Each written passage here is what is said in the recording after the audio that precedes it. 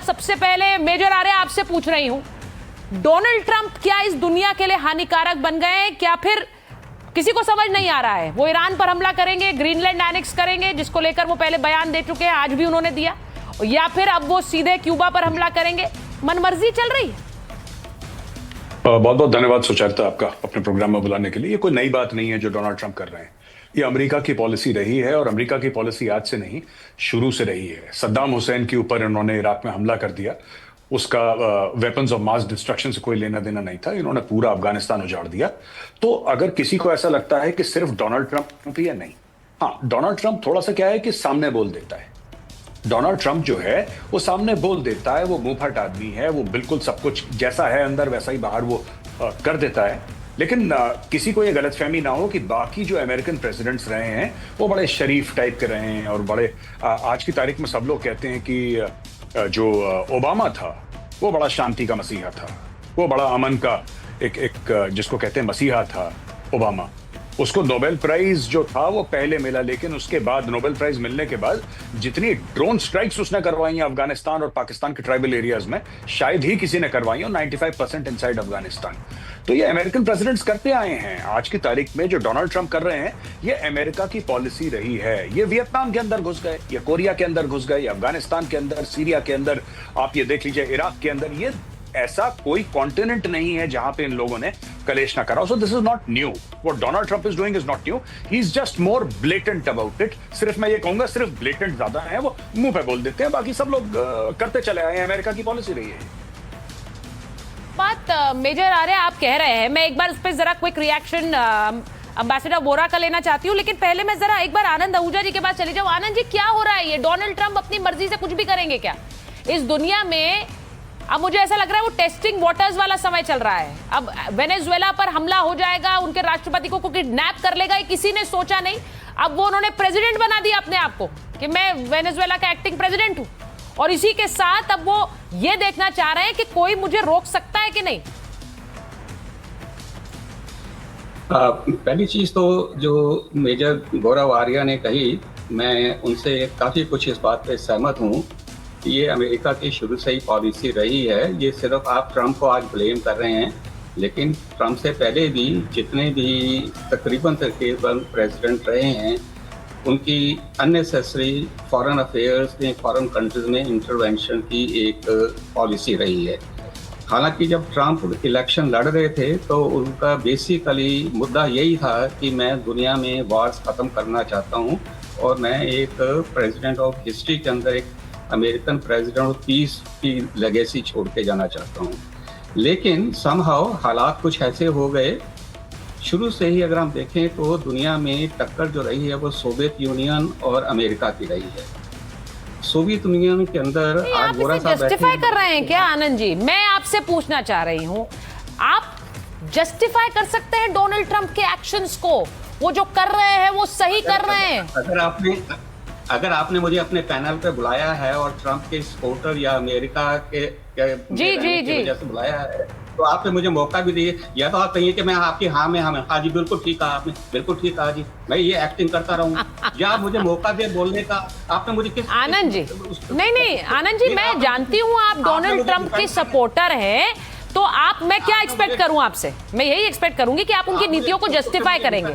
लेकिन मैंने आपसे ये पूछा, आप करने ही दे रही हैं। नहीं जस्टिफाई तो आप करने ही दे रही हैं। आप जस्टिफाई कर रहे हैं सर, आप जस्टिफाई ही कर रहे हैं। क्या करूंगा? मैं आपसे ये पूछ रही हूँ कि एक देश के राष्ट्रपति खुद को डिक्लेयर कर देना, मैं एक्टिंग प्रेसिडेंट हूँ, अब किसी भी देश पर मैं कब्जा करूंगा, क्योंकि मैं नहीं करूंगा तो चीन और रूस घुस जाएंगे। जी चलो मैं बैठा रहता हूँ चुप करके, मैं डिफेंड नहीं करता, मैं कुछ नहीं बोलता। चलिए मैं आपसे सवाल पूछ रही हूँ, आपसे सवाल का जवाब वही तो पूछ रही हूँ। मुझे सवाल का जवाब तो देने ही नहीं दे रही हैं आप। डिफेंड चीज मैं बात करने लगा हूं, आपने मुझे काट दिया। नहीं भाई, नहीं काटा है भाई, क्या है ये सवाल? आप क्या चाह रहे हैं कि आप बोलते रहेंगे, मैं इंटरजेक्ट नहीं करूंगी क्या? तो ठीक है, फिर आप बोलिए। चलिए मैं अंबेसडर वोरा के पास जा रही हूँ। अंबेसडर वोरा, मुझे ये बताइए, डोनाल्ड ट्रंप पर सवाल भी नहीं पूछा जाए, उनकी नीतियों को कोई देश सही ठहराएगा क्या? मैं इसलिए बोल रही हूँ क्योंकि वो कहते हैं ग्रीनलैंड पे हमला मैं नहीं करूंगा तो रूस चीन उसे खा जाएगा। राइट बहुत बहुत धन्यवाद बेटा, बहुत अच्छा लगता है जब आपके साथ होता हूँ आपके शानदार चैनल पर, और बड़े ध्यान से सुनता हूँ जो कुछ आप कहती हैं। You are one of our best. अब जो मैं सुन रहा था अभी, आपने पहले कहा है कि वेनेजुएला का उन्होंने अपने आप को एक्टिंग प्रेसिडेंट घोषित कर दिया। नहीं, उन्होंने डिनाई किया, उन्होंने कहा ये फेक न्यूज़ है। अभी 1 घंटा पहले उनका पोस्ट आया है कि ये सही नहीं है, किसी ने वहां पे पोस्ट कर दिया। मैंने ऐसा कुछ नहीं कहा। अब इनकी बात मान लेते हैं क्योंकि ये कह रहे हैं कि मैंने नहीं किया है। दूसरा आपने पूछा है कि ग्रीनलैंड पे क्या करें। ग्रीनलैंड की तो बहुत दिलचस्प इतिहास है। पिछले 200 साल से नॉर्वे के पास था, फिर डेनमार्क को दिया, फिर इधर गया, फिर उधर गया, फिर इंटरनेशनल कोर्ट में। उसकी लोकेशन बड़ी स्ट्रेटेजिक है बेटा। वैसे एक चीज बताऊं मजेदार, ग्रीनलैंड का अगर आप नक्शे में देखेंगे वो हिस्सा नॉर्थ अमेरिकन कॉन्टिनेंट का है, कंट्रोल यूरोप का है, लेकिन हिस्सा वो नॉर्थ अमेरिकन कॉन्टिनेंट का है, बिल्कुल अमेरिका के बिल्कुल करीब है। आप देखेंगे तो उसको चाहिए कि स्ट्रेटेजिकली जो हम बात करते हैं डिफेंस के एरियाज में, वो बहुत करीब है आर्कटिक के। वहाँ की रिसोर्स तो अभी दुनिया ने हाथ भी नहीं लगाया उनको, वो ट्रम्प चाहता। मिनरल रिसोर्स, आबादी बहुत कम है, 50,000 की आबादी है ग्रीनलैंड की, जमीन बहुत ज्यादा है, ऑलरेडी अमेरिकन बेस है। वो जाना चाहते हैं, वो बिल्कुल सही कह रहा है कि मैं रूस और चीन को वहां नहीं आने दूंगा। ये जो मेक अमेरिका ग्रेट अगेन है ना बेटा, आई बिलीव, मेरा मानना है क्योंकि मैं तो जानता हूँ, मिला हुआ हर साल वहां जाता हूँ, उसका आइडिया ये है make America the only super power again. जो 1991 जब सोवियत संघ टूटा था, अमेरिका एकमात्र सुपर पावर था और कोई नहीं था।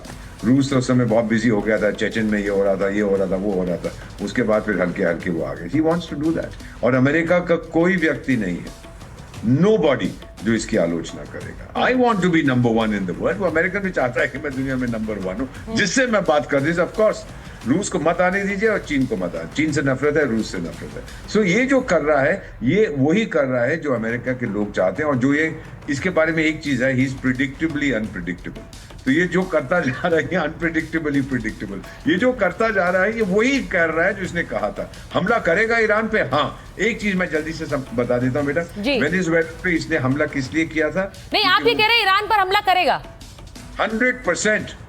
और उसका जो R2P रिस्पॉन्सिबिलिटी टू प्रोटेक्ट 2005 का संयुक्त राष्ट्र संघ का जो रेजोल्यूशन है, जिसके अंतर्गत लीबिया को ठोका था, उसके बाद सीरिया को, उसके बाद इराक को, सब निकाल दिए वहां से। R2P बड़ा खतरनाक है। देखिए, आप जब ये कह रहे हैं ना एम्बेसडर बोरा, तब उस दौरान में जरा एक अपने दर्शकों को बता दूं कि जो ट्रंप के सलाहकार हैं, उनका बयान आया है।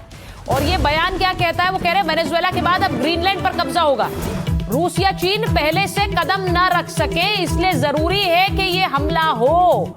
अब आप सोचिए, ईरान पर तो हम हमले की बात कह ही रहे हैं, वो सीधे कह रहे हैं उनके सलाहकार के अब ग्रीनलैंड पर कब्जा होगा क्योंकि रूस या चीन पहले से यहां कदम न रख सके, ये जरूरी है। अब एक तरफ यहां अभी एम्बेसडर बोरा ने कहा कि ईरान पर 100% हमला करेगा, वहीं दूसरी तरफ यह खबर भी कि उनके सलाहकार कह रहे हैं ग्रीनलैंड पर हमला होना चाहिए। मैं इस बात को जरा समझना चाहती हूं। एक बार मैं एयर कॉमोडोर के पास जा रही हूं। एयर कॉमोडोर बहल, जरा मुझे बताइए कि ये जो इस वक्त तस्वीर आ रही है, उनके सलाहकार कह रहे हैं ग्रीनलैंड पर हमला हो, डोनाल्ड ट्रंप को रोकने का क्या जरिया है? वो पूरी दुनिया को बताना चाह रहे हैं आई एम द बॉस, और ये दुनिया के लिए एक अच्छा संकेत नहीं है।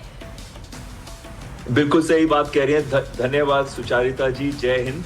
और सबसे पहले इंपॉर्टेंट फैक्टर ये आ जाता है कि ट्रंप को सिर्फ ट्रंप ही रोक सकते हैं या उनकी देश की जनता रोक सकती है। तो कहीं ना कहीं अगर आप देखें, ऐसे बहुत कम प्रेसिडेंट रहे हैं जो पहले 6-7 महीने के अंदर जिनकी पॉपुलैरिटी रेटिंग 6 से माफ कीजिएगा 50% से ऊपर से गिर के 38% तक आ गई।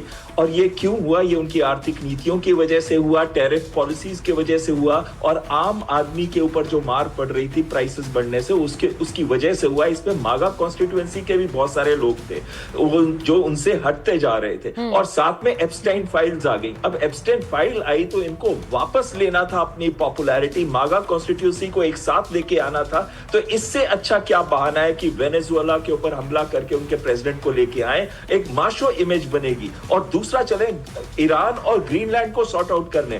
ईरान के ऊपर तो हमला जरूरी है और ये होगा भी अगले 48 घंटे के अंदर अंदर। ऐसे मुझे लगता है कि उनकी स्थिति बद से बदतर होती जा रही है। लेकिन जो ग्रीनलैंड की बात आ रही है, अगर ग्रीनलैंड पे वो सॉफ्ट हमला भी करें, यानी कि इसको खरीदने की कोशिश करें, या हार्ड हमला करें, यानी कि उस पर मिलिट्री ऑपरेशंस करें, तो कहीं ना कहीं नेटो टूट जाएगा। क्योंकि ग्रीनलैंड जो है वो ऑटोनोमस टेरिटरी है डेनमार्क की, और ये किसने दिया था? अमेरिका ने ही उसको दिया था जब यूएस वर्जिन आइलैंड्स को उन्होंने खरीदा था उनसे